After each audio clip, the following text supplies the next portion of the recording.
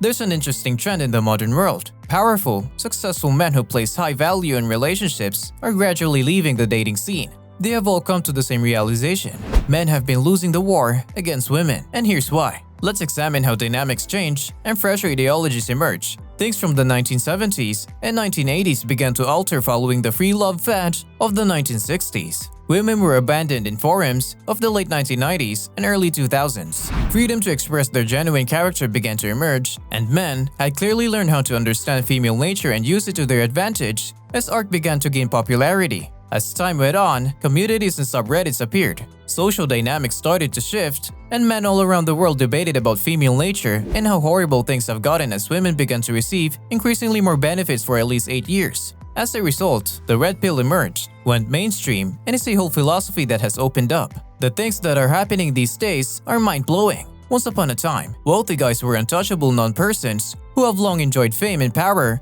are being fired due to a woman's remark.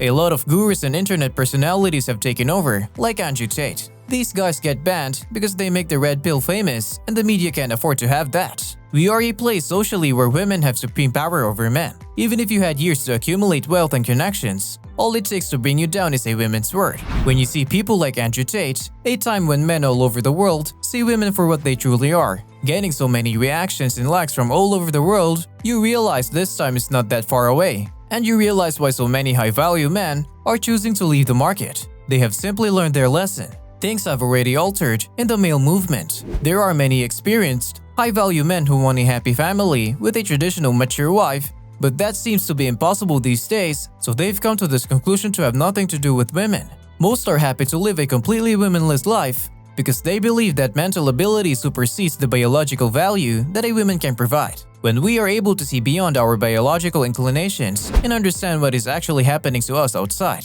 the influence that women have over us won't be negligible until then. Moreover, the dating market is currently imbalanced because women aren't on the same negotiating end. Instead, they're the ones at the top proclaiming their values and standards. Men try to compete for them, and those who succeed leave the others in their wake. This has been the case for the past 20 years. Women are becoming more selective every day. If you're a young guy and your hormones are driving you crazy, there's really not much to do here. You have to understand that. After a few years, you'll realize how eager the women are to settle down. Men will soon be asking why women are making such a big deal. Many men are now realizing this fact and enjoying their inner peace that comes with it. Many high-value men have been doing it for a long time. They will spend their free time engaging in sports, taking care of their bodies, and working on projects. Perhaps they will purchase a new drone and work on their photography project. Take a look at how Leo DiCaprio keeps switching ladies every 5 years and won't commit. Guys are waking up, especially the wealthy ones, and becoming more aware of the trap they are trapped in. Look at how the number of men getting married is declining daily and the marriage age is rising.